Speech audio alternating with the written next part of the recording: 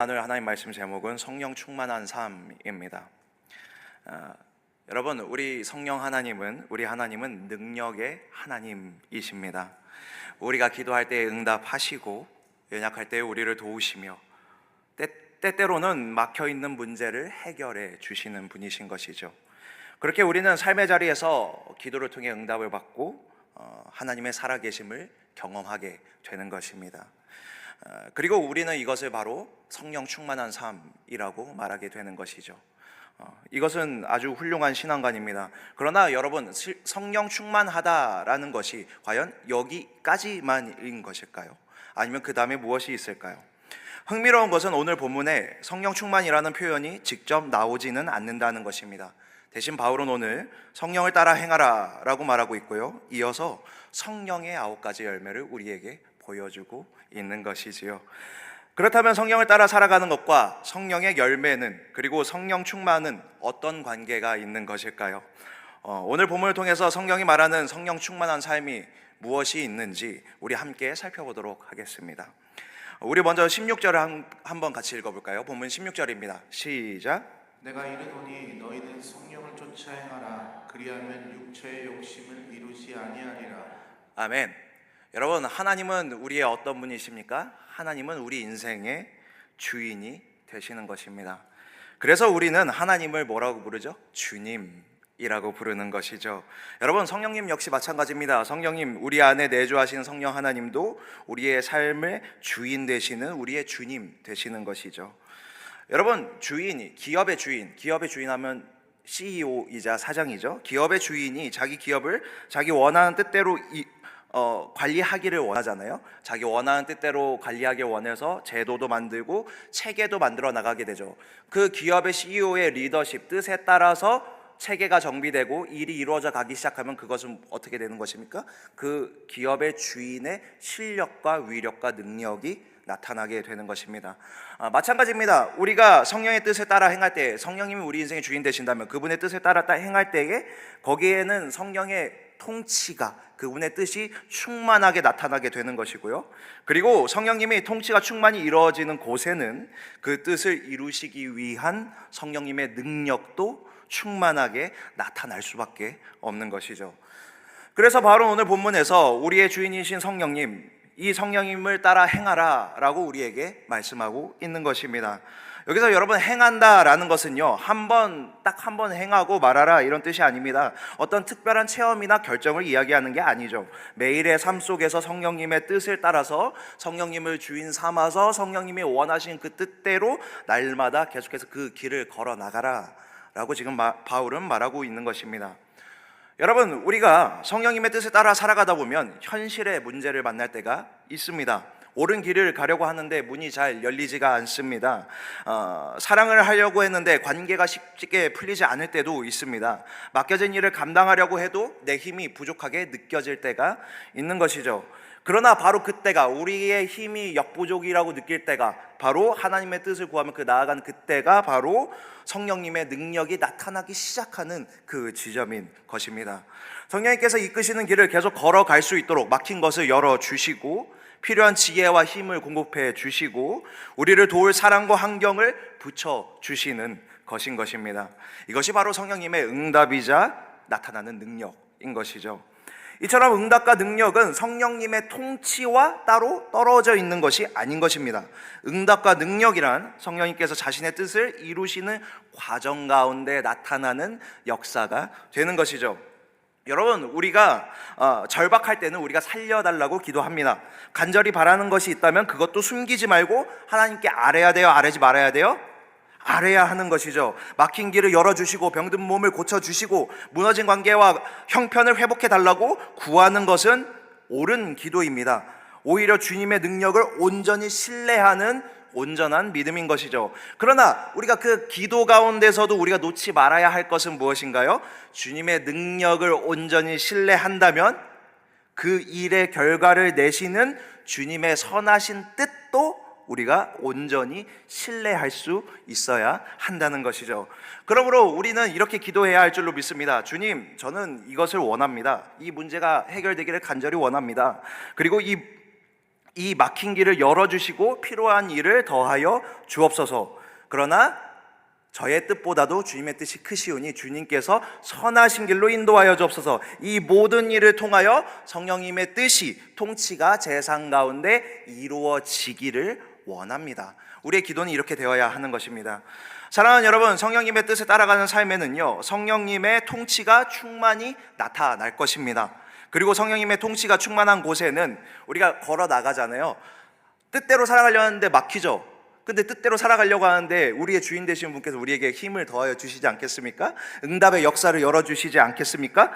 그 뜻대로 살아가는, 통치에 순복하는 인생, 통치가 충만하게 나타나는 인생 가운데는 뜻을 이루시는 성령님의 능력도 충만하게 나타나게 되는 것이죠. 그러므로 오늘 나의 뜻보다 더 크신 주님의 뜻을 신뢰하면서 일의 결과까지 온전히 맡겨드리는 성령 충만한 삶 사시는 저와 여러분 되기를 간절히 소망합니다. 때로는 내가 원하지 않는 과정의 결과더라도 하나님께서는 당신의 충만하신 가운데로 결국에는 우리의 삶을 이끌어가 주실 줄로 믿습니다.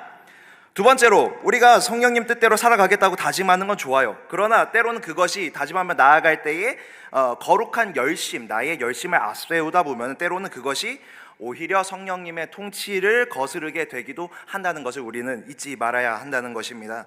본문 17절은 우리에게 이렇게 말합니다. 육체의 소욕은 성령을 거스르고 성령은 육체를 거스르나니. 아멘.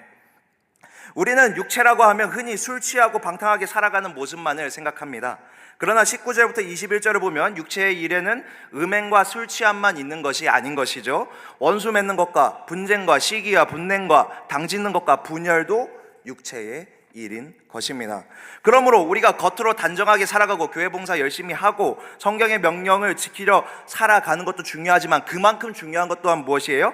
사람을 미워하고 시기하며 자기 기준에 맞지 않는 사람을 밀어내서는 돼야 안 돼요? 안 된다는 것입니다. 우리가 그렇게 살아가면 그건 역시 육체의 일을 따라 살아가는 모습이 될 수가 있다는 것이죠.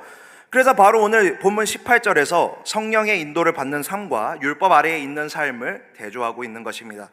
성령 아래에 있는 삶과 율법 아래에 있는 삶, 율법 아래에 있는 삶 자체가 바로 육체의 일을 따라가는 삶인 것이죠. 18절은 이렇게 말합니다. 너희가 만일 성령의 인도하시는 바가 되면 율법 아래에 있지 아니하리라. 아멘. 여러분, 이처럼 성령님의 인도함을 받는 삶은요, 하나님의 은혜로 사는 삶이고 하나님이 인정해 주시고 하나님이 안아주시는 인생을 살아가게 되는 것이죠. 그러나 반면에 율법 아래에 있다는 것은 무엇입니까?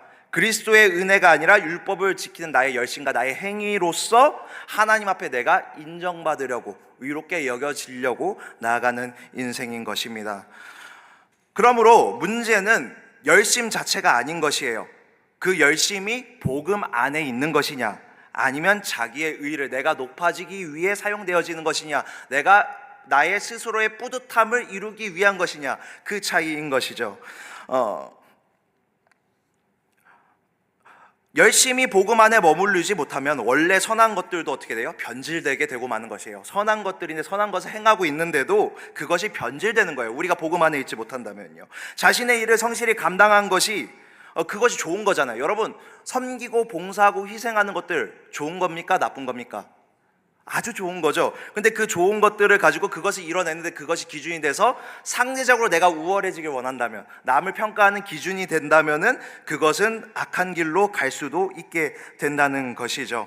이처럼 자신의 신앙을 응답과 성취로 평가하는 사람은요, 다른 사람도 어떻게 평가하는 거예요? 다른 사람의 삶이 변화가 됐나 안 됐나 결과로서 판단하는 것이죠. 그래서 그런 사람들은 입술에 이런 말이 나오게 되는 것입니다. 너는 왜 그렇게 못하니? 너는 왜 아직도 신앙생활 한다면서 이것을 끊어내지 못하니? 저거를 못하니? 그러나 여러분, 가만히 보십시오. 굉장히 차이가 있는 것 같지만 결국에는 결과로서 증명하는 신앙인 점에서 다를 바가 없는 거예요. 우리끼리 도토리 희재기하고 있다는 말인 것이죠. 결과가 이만큼 나와야만 나는 이만큼 냈다, 근데 너는 왜 못하니? 라고 하는 것은 뭐예요? 같은 선상에서 비교하는 것밖에 안 되는 것입니다.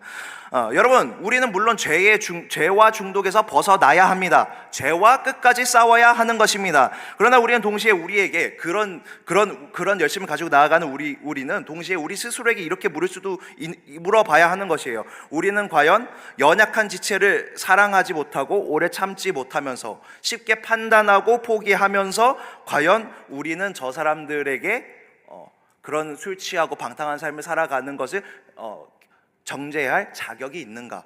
오늘 본문은 같은 선상에 놓고 있는데 우리가 같은 결과를 내야만 하는 사람으로서 이렇게 나아가게 된다면 우리 역시 그거를 스스로 올가매는 거죠. 은혜로 살아가는 것이 아니라 결과로 증명하고 비교하면 우리 역시 자유로울 수가 없다는 것입니다. 여러분, 술 취함은 육체의 일입니다. 맞죠? 근데 분냄은 그 술 취함을 보고 분내는 것은 육체의 일이 아닐까요? 방탕함은 육체의 일이 맞습니다. 근데 당짓는 것과 분열하는 것은 육체의 일이 아닐까요? 분명히 누가 뭘 했다 안 했다라고 이야기가 나오는 순간 우리는 그것을 가지고 서로 그게 잘했다, 잘하지는 못했지만 그래도 봐줄만 하다, 아니면 저건 절대 안 된다. 결국 어떻게 돼요? 당이 갈리게 되고 마는 것이죠. 여러분, 우리의 열심이 성령에게서 나온 것인지 자기의 위에 나온 것인지는 그 열심에 맺는 결과를 보면 알 수가 있는 것입니다. 자기의 위에서 나온 열심은 변화가 느린 사람을 견디지 못하고 결국 시기와 분냄과 분열을 낳게 되는 것이죠. 그래서 오늘 바울은 이어지는 24절에서 죄의 죽임과 복음적인 올바른 순서를 우리에게 보여주고 있는 것입니다. 그리스도 예수의 사람들은 육체와 함께 그 정욕과 탄심을 십자가에 못 박았느니라. 아멘. 여기서 말하는 것은요, 십자가에 못 박았기 때문에 그리스도 예수의 사람들이 됐다고 말하지 않아요. 뭐라고 말하죠? 육체와 정욕을 먼저 십자가에 못 박아야 그리스도의 사람이 되는 것이 아니라 그리스도께 이미 속한 사람이라고 주어가 되어 있죠. 그리스도께 속한 사람이 되었기 때문에 죄와 싸우고 죄를 죽여갈 수 있는 것입니다. 우리가 뭔가를 해내려고 해서 죄를 십자가에 못 박겠다 하고 막 열심을 내잖아요. 그러면 우리는 이거는 돼요. 열심은 돼요. 근데 뭐가 안 되죠? 사랑이 안 되는 거예요. 우리는 결국에는 우리의 힘으로는 할 수 없는 것입니다. 그러므로 죄 죽임은 우리가 주님께 인정받기 위한 조건이 아니라 뭐예요? 주님 안에서 주의 은혜의 긍휼하심을 구할 때에 그때에 주님께서 이끌어 가심으로 말미암아 나타나는 결과인 것입니다. 여러분, 성령을 따르는 열심은 죄를 미워하지만 결국 무엇입니까? 사람을 포기하지 않는 것이에요. 그러나 자기 위에서 나오는 열심은 어떻게 돼요? 죄를 미워한다는 명분으로 사람을 잘라내게 되는 것이죠. 그러므로 오늘 성령 충만한 우리는요, 죄를 자르고 죄인을 잘라서 내 의를 증명하는 사람이 아니라 이미 그리스도께 속한 자로서 주의 자녀된 사랑을 누리며 그분이 주신 은혜와 사랑으로 모든 죄를 이기는 저와 여러분 다 되어야 할 줄로 믿습니다. 여러분, 단적인 예로 주님이 이 땅에 오셔서 어떻게 하셨습니까? 그 거룩하고 순전하고 흠이 없는 분이 인간의 육체를 입으셨고 와서 어떻게 하셨어요? 죄인들을 만나셨습니다. 그 백지와 같은 그 순전함에 직접 악을 묻히셨죠. 그리고 직접 더러움을 묻히셨죠. 자기가 더러움을 묻히심으로 그 사람들을 살리신 것입니다. 우리의 길 역시 그렇게 나아가야 할 줄로 믿습니다. 그때 우리 길 가운데 주님의 십자가의 능력 역시 나타나게 될 줄로 믿습니다. 자, 마지막입니다. 세 번째로, 성령은 우리 안에서 그리스도의 성품을 맺어 가도록 이끌어 가시는 것입니다. 앞에서 살펴본 것처럼 성령님의 통치가 이루어지는 과정 속에서 그 뜻을 이루시는 능력과 응답의 역사는 나타나게 되는 것입니다. 그런 성령 충만한 삶을 우리가 살아가게 되는 것이죠. 그리고 성령의 통치가 우리 안에 충만히 이루어질 때에 그때 자연스럽게 나타나는 결과가 있습니다. 그것이 무엇입니까? 바로 성령의 열매. 우리가 그 유명한 그 성령의 9가지 열매인 것이죠. 그것들이 우리 가운데, 우리가 주님 안에 있으면 자연스럽게 우리 가운데 열매로서 맺혀가게 되는 것입니다. 우리 본문 22절과 23절을 함께 읽겠습니다. 시작. 오직 성령의 열매는 사랑과 희락과 화평과 오래 참음과 자비와 양선과 충성과 온유와 절제니 이 같은 것을 금지할 법이 없느니라. 아멘. 본문은 이것이 우리의 열매라고 하지 않습니다. 성령의 열매라고 하죠. 우리가 열심히 해서 맺는 게 아닙니다. 우리가 주님의 은혜 가운데 붙어 있을 때에 열매 맺으시는 분이 바로 우리 주님, 우리 성령 하나님이시라는 것이죠. 물론 이것이 우리가 아무것도 하지 않아야 된다는 것은 아닙니다. 우리는 성령을 따라 행해야 하고 말씀에 순종해야 하고 육체의 욕망과 싸워야 합니다. 그러나 우리의 노력과 순종이 생명을 만들어낼 수는 없다는 것이죠. 생명의 근원은 어디에 계십니까? 우리 주님께 있는 것입니다. 요한복음 15장에서 말씀하셨듯이 참 포도나무에 우리는 가지로서 접붙임 되었을 때에 우리는 열매를 맺을 수 있게 되는 것이죠. 여기서 또 중요한 것은요, 여기서 성령의 열매라고 하지 성령의 열매들이라고 안 하잖아요. 복수가 아니라 단수예요. 그러니까 무슨 뜻이냐 하면은 사랑과 희락과 화평과 오래 참음과 자비와 양선과 이 쭉 나오는 9가지 열매들은요, 각가지 따로 떨어진 하나씩의 열매가 아니라 뭐예요? 하나의 열매의 9가지 맛과 향으로서 나타나게 된다는 것입니다. 그리고 이것은 결국 무엇입니까? 여러분, 이것이 무엇을 말하는 것 같아요? 사랑, 희락, 화평, 오래 참음, 자비, 양선, 충성, 온유, 절제. 이거 무엇이에요? 예수님의 성품이죠. 우리 가운데 나타나신, 우리를 오래 참아주시고 우리를 사랑하시고 그 모든 주님께서 우리 가운데서 베풀어 주신 주님의 성품이 바로 성령의 열매인 것입니다. 이것은 결국 성령께서 우리 안에 이루어 가시는, 우리로 하여금 닮아가게 하시는 예수 그리스도의 성품, 그것이 바로 성령의 9가지 열매인 것이죠. 그러므로 성령의 열매는 어느 한 가지 성품만 두드러지는 것이 아닙니다. 온유가 없는 충성은 맡은 일을 잘하면서도 사람을 몰아내는 차가운 열심이 될 수 있습니다. 반면에 충성이 없는 온유는 필요한 책임까지 피하는 나약함이 될 수도 있는 것입니다. 성령님께서는 우리 성격의 장점 하나만 크게 만드시는 게 아닙니다. 우리 사람 전체를 예수님을 닮은 사람으로서 변화시켜 나가시는 것이죠. 물론 이 열매는요, 모든 사람에게 똑같은 속도로 자라나지는 않습니다. 어떤 사람은 오래 참음에서 더 많이 자라나야 합니다.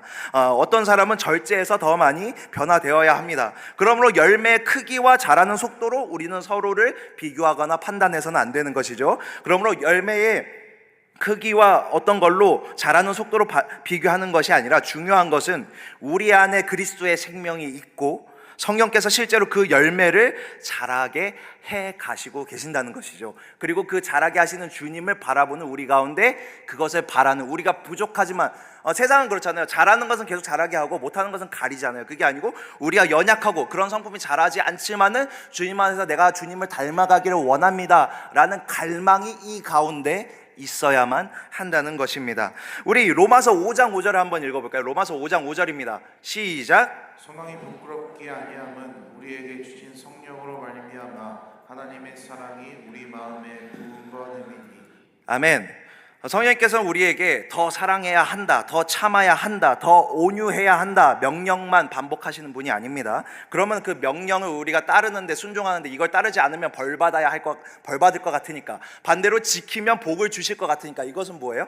이것은 율법주의죠. 복음의 사람은 그것이 아닌 것입니다. 먼저 하나님의 사랑을 우리 가운데, 우리 마음에 부어 주셨다고 오늘 로마서 5장 5절은 말하는 거예요.